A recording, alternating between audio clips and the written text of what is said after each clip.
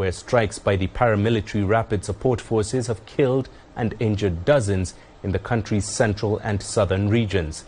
Authorities say at least 27 people were killed and 73 others injured in the central Sinnar State, where the RSF hit a military base on Monday.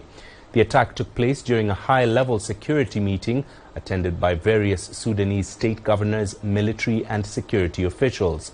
RSF says the strike was a direct warning to the army leadership. It marked the first major security development in Sinja since the army regained control of the city in late 2024. A separate strike also on Monday targeted a market in South Kordofan state. At least 5 civilians were killed and 13 others injured, according to medics.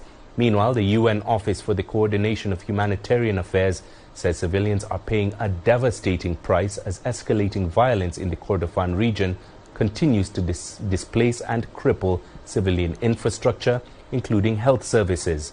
The humanitarian agency says last week alone more than 2,200 people were displaced from 2 localities in South Kordofan. Women Al-Maki has more now from Port Sudan.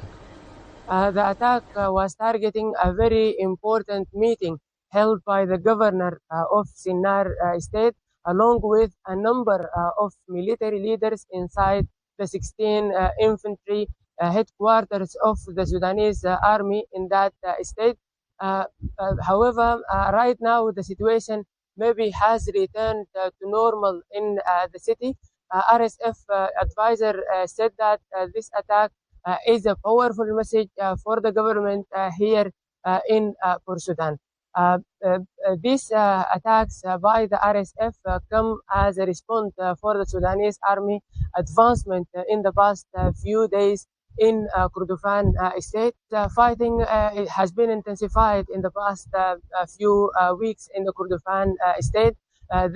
This led, of course, to major waves of displacement. We are talking about thousands who have been displaced from Kordofan towards the army areas, which are much safer than the RSF in areas in Kordofan. As we know, RSF has committed a number of crimes against the civilians there.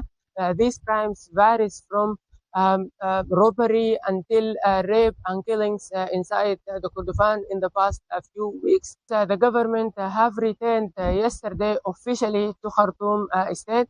All the ministers, undersecretaries and deputy ministers have arrived in Khartoum. Right now, the Sudanese government is completing its work and ruling the country from Khartoum capital.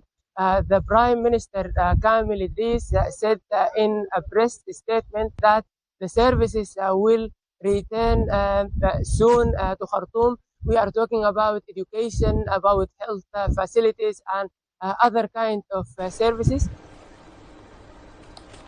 The Darfur city of El Fasher was taken over by the paramilitary RSF late last year following a long and brutal siege. Amid the turmoil, tens of thousands of residents fled the city, with many embarking on long and perilous journeys to safety and security. With a much calmer atmosphere, the north of the country was the preferred destination for some.